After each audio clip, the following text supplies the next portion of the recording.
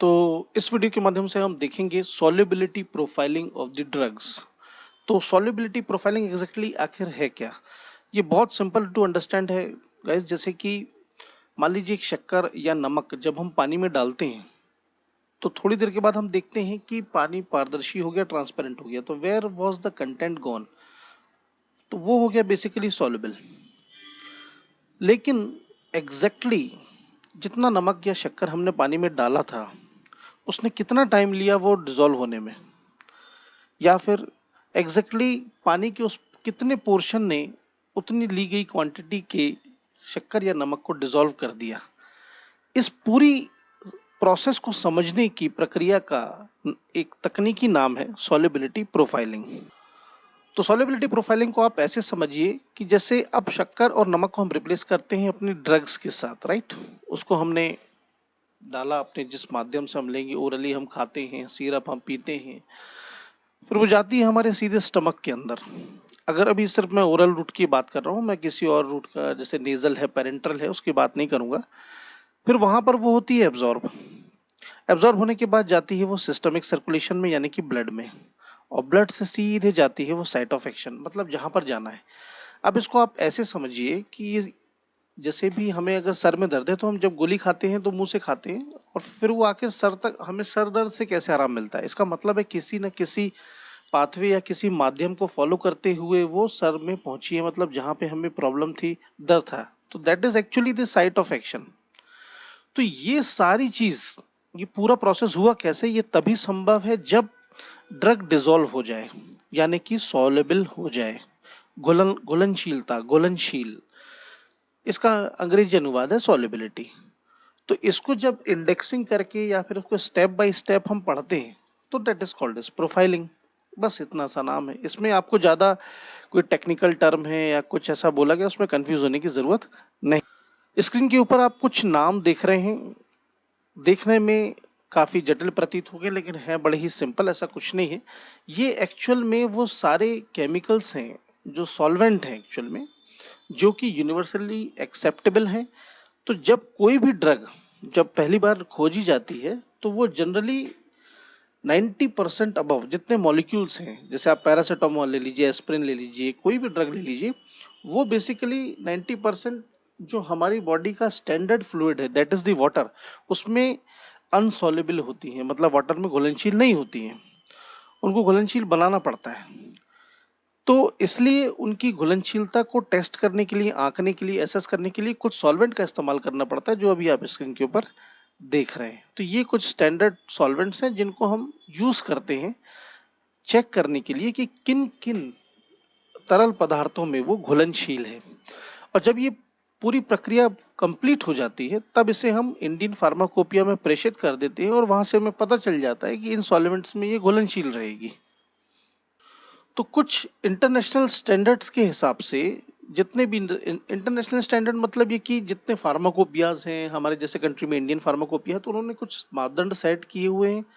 और उस मापदंड मापदंड को अगर मैं बहुत सिंपल शब्दों में कहूं तो सिंपल सी बात है कि आप एक चम्मच पानी लीजिए और एक चम्मच नमक लीजिए, तो दोनों को जब मिलाएंगे तो आप देखेंगे कितना घुल गया। तो ठीक इसी तरीके से जितनी मात्रा जो सॉलिड फॉर्म में ड्रग है वो कितने मात्रा पानी में घुल गई, यानी सॉल्वेंट में घुल गई जो भी। और या फिर इसको रिवर्स करके बोलूं तो कितने पार्ट्स सॉल्वेंट के लगे एग्जैक्टली एक पार्ट सॉल्यूट को घोलने के लिए। तो यहां पर जो सॉल्यूट है वो बेसिकली है हमारा ड्रग पाउडर, और जो सॉल्वेंट है जो हमने अभी पिछली स्लाइड में जो नाम देखे। तो जितना कम हमें सॉल्वेंट लगेगा एक पार्ट सॉल्यूट को घोलने के लिए, उतना ही वो सॉल्युबिलिटी के रेंज के हिसाब से कहलाएगी, जिस हिसाब से पूरा फिर उसका क्लासिफिकेशन कर दिया गया है। जैसे लेस देन 1 पार्ट लगा, मतलब ये कि जैसे नमक एक बेहद घुलनशील पदार्थ है, आप थोड़ा सा भी, कितनी ज्यादा मात्रा भी नमक आप पानी में डालेंगे तो पानी उसको आसानी से घोल लेता है, तो वो आ गया वेरी सॉल्युबल।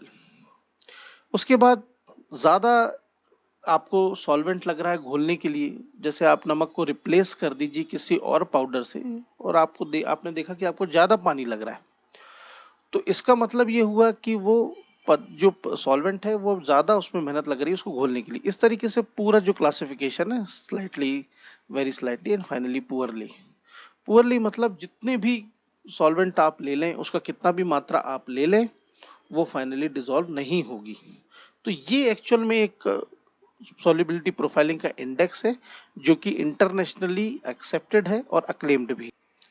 तो सॉल्युबिलिटी प्रोफाइलिंग बेसिकली एक किस्म का, या फिर प्रोफाइलिंग अभी हटा देते हैं, सॉल्युबल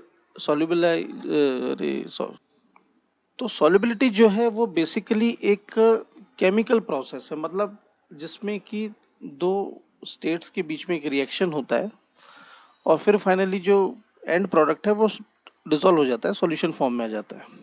तो जिसकी वजह से सॉल्युबिलिटी बढ़ती है आगे, जिस प्रोसेस से बढ़ती है उसके कुछ पायदान होते हैं, जिसमें सबसे पहला जो पायदान है वो है आयनाइजेशन कांस्टेंट। इसको बड़ी सरल भाषा में आप समझिए, आयनाइजेशन का मतलब होता है एक ऐसी प्रक्रिया जिसमें कि एक भी कोई भी एटम एक इलेक्ट्रॉन या प्रोटॉन को लूज करके एक पॉजिटिव चार्ज गेन करता है।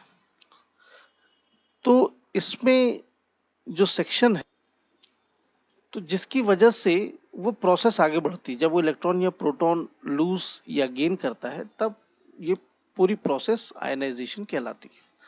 ऊपर मैंने एक एग्जांपल यूज किया है आयरन का। जब आयरन के ऊपर पानी, हवा, इन सब चीजों का असर होता है तो उस पर रस्टिंग होती है, बिकॉज आयरन का पानी के साथ आयनाइजेशन प्रोसीजर बढ़ गया, और जब वो आयनाइज हो गया मतलब उसमें जंग लग गया, वो रस्ट हो गया, and product is the rust, जिसके बाद वो किसी काम का नहीं। ठीक, अब कितना प्रोपोर्शन पानी ने उस आयरन की कितने प्रोपोर्शन को रस्ट किया, कितना पर्टिकुलर सॉल्यूट, कितना परसेंटेज सॉल्वेंट में घुला, कितना आयनाइज हुआ, कितने उसने इलेक्ट्रॉन प्रोटॉन डोनेट लूज किए, एक्सेप्ट किए, और फाइनली वो कितना प्रोसेस आगे बढ़ा, इन सबको डिनोट करने के लिए कांस्टेंट बना दिया गया जिसको नाम दिया गया आयनाइजेशन कांस्टेंट। इसमें ज्यादा कंफ्यूज नहीं होना है, कांस्टेंट है आयनाइजेशन। देखिए कांस्टेंट को अगर इस वर्ड को आप संधि विच्छेद करें तो कांस्टेंट को आप अलग कर दीजिए, आयनाइजेशन को अलग कर दीजिए। कांस्टेंट का मतलब है ये होता है जो कोई भी चीज स्थिर होती है, तो उसका डिनोशन हो गया इस वर्ड से, that is called as pKa.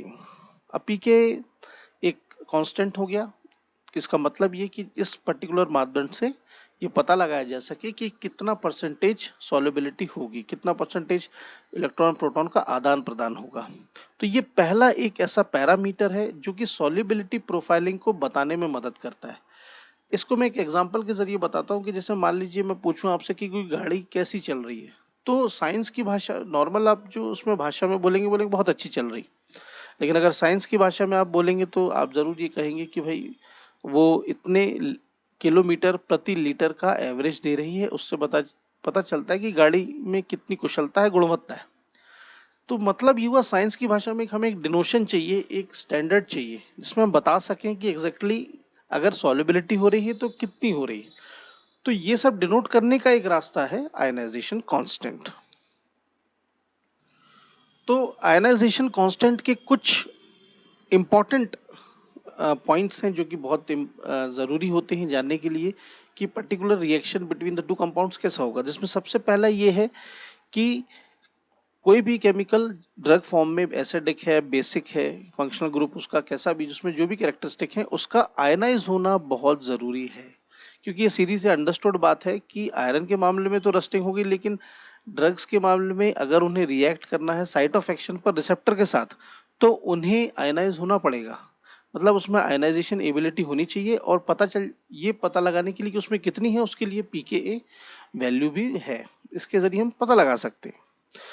Number 2 बात ये कि पीएच एक ऐसी पिच होती है, उसका अगर मैं स्पोर्ट्स की भाषा में बोलूं, जिस पर बॉलर और बैट्समैन खेलते हैं। इसी तरह से पीएच एक ग्राउंड है, मतलब एक ऐसी जगह है जहां पर बॉलर और बैट्समैन के रूप में दो रिएक्टेंट सामने सामने केमिकल रिएक्शन करते हैं। तो आयनाइजिविटी यानी कि पीके वैल्यू कितना हाई जाएगी, कितना अच्छे से परफॉर्म करेगी, ये डिपेंड करेगा पीएच के ऊपर, जो सॉल्यूशन है या सॉल्वेंट है दोनों के ऊपर। तो ये एक सेक्शन हो गया। ये स्क्रीन के ऊपर आप कुछ देख रहे हैं ड्रग्स के, यानी कि जो एपीआई होते हैं उनका जो नेचर है, बेसिकली एसिडिक है या बेसिक है, ये पीएच स्केल के ऊपर से तो आप आसानी से पता लगा सकते हैं।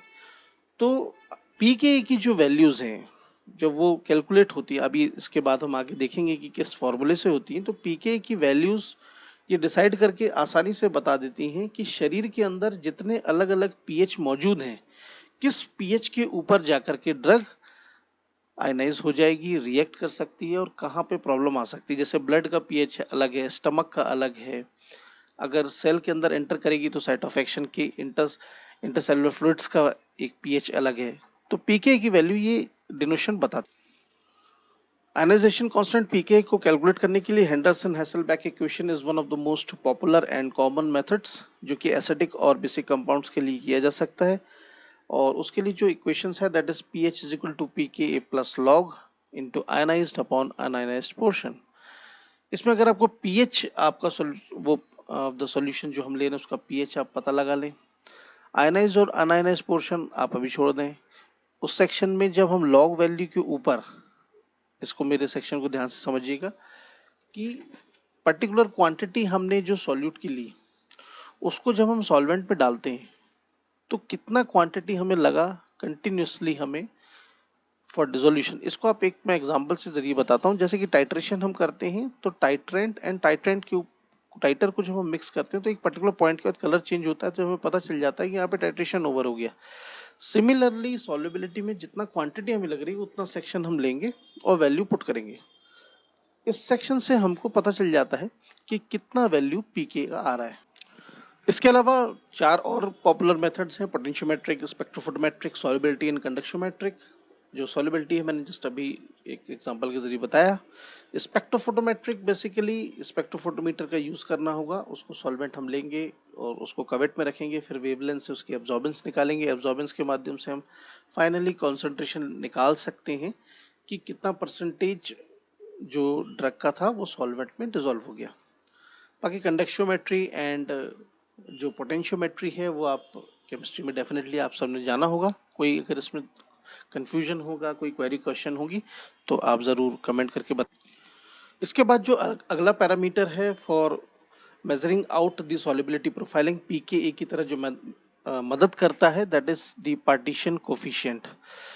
पार्टीशन कोफिशिएंट को आप ऐसे समझिए कि जैसे मान लीजिए एक कांच के पतीले में हम अलग अलग दो तरह के तरल पदार्थ रख दें, एक शहद और एक पानी, और बीच में हम पारदर्शी झिल्ली लगा दें या मिक्स कर दें, और उसके ऊपर हम कोई भी अपना एक सॉल्यूट पार्ट, शक्कर है, नमक है, वो डालें, और फिर हम देखना अगर चाहें कि कितना पोर्शन जो है हनी में डिसॉल्व हो रहा है, कितना पानी में डिसॉल्व हो रहा है, इसको पता लगाने से पार्टीशन कोफिशिएंट पता चल जाता है। मतलब एक सामने जो आप इमेज देख रहे हैं ये एक शेक फ्लास्क मेथड का एक इक्विपमेंट है। इसमें हाफ पोर्शन है ऑर्गेनिक कंपाउंड और हाफ पोर्शन है एक्वस कंपाउंड।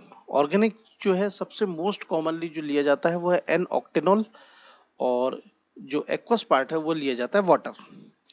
फिर इन दोनों को एक पतीले में भर दिया जाता है। डेफिनेटली वो ऑर्गेनिक और एक्वस से तो आपस में मिक्स नहीं होंगे, जैसे तेल और पानी होता है बिल्कुल वैसे ही है। फिर ऊपर से हम डालेंगे अपनी ड्रग की क्वांटिटी। मान लीजिए हमने 50 ml ऑर्गेनिक लिया है, 50 ml एक्वस लिया, तो ऊपर से हमने 10 मिलीग्राम अपनी ड्रग डाल दी। अब हमें ये देखना है कि दोनों में वो कितना डिसॉल्व हो रही। तो इसका मतलब इससे ये पता चलेगा कि ड्रग ऑर्गेनिक पोर्शन में कितना जा रही है और एक्वस में कितना जा रही है, या फिर किसी एक में पूरा जा रही है, किसी एक में जा रही है, और दोनों में अगर जा रही है तो ये इसलिए पता लगा जाता है क्योंकि हमारा शरीर की स्थिति भी ऐसे ही होती है बिल्कुल जैसे ये है अभी सामने। जैसे हमारे स्टमक में बहुत सारे एक्वस फ्लूइड्स होते हैं तो वो एक्वस पार्ट हो गया, फिर मेम्ब्रेन्स होती हैं वो ऑर्गेनिक पार्ट हो गया। तो उसे पार्टीशन हो जाना पड़ता है इन दोनों पदार्थों के बीच में। इसकी वजह से हमें ये जानकारी प्राप्त होती है कि दोनों ही इस तरह के सॉल्वेंट्स में ड्रग किस तरह से पार्टीशन करती है। तो ये दोनों तरल पदार्थों को भर लेना है, फिर ड्रग डाल देना है, शेक कर देना है, और उसके बाद अलग अलग हमको इसको निकाल लेना है। फिर यूवी स्पेक्ट्रोफोटोमीटर की मदद से दोनों के अंदर कॉन्सेंट्रेशन हमको निकालना है, और एक फॉर्मूले के जरिए हम पार्टीशन कोफिशिएंट को कैलकुलेट कर सकते हैं। तो जब फाइनली हमें कॉन्सेंट्रेशन पता चल जाएगा तो इस फॉर्मूले में हम उसे पुट करके हमें पार्टीशन कोफिशिएंट की वैल्यू पता चलती है। यहाँ पर जो P है वो डिनोट करता है पार्टीशन कोफिशिएंट को, O है ऑयल, W है वाटर, कॉन्सेंट्रेशन ऑफ ऑयल मतलब जितना पोर्शन एन ऑक्टेनॉल में था वो हम स्पेक्ट्रोफोटोमीटर की मदद से एब्जॉर्बेंस के जरिए कॉन्सेंट्रेशन में निकाल सकते हैं, और कितना परसेंटेज वाटर में गया ये भी अलग करने पर हमें यूवी से पता चल जाएगा। ये कॉन्सेंट्रेशन की वैल्यूज को हम पुट करेंगे और partition P O by W यानी पार्टीशन कोफिशिएंट की वैल्यू हमें पता चल जाएगी।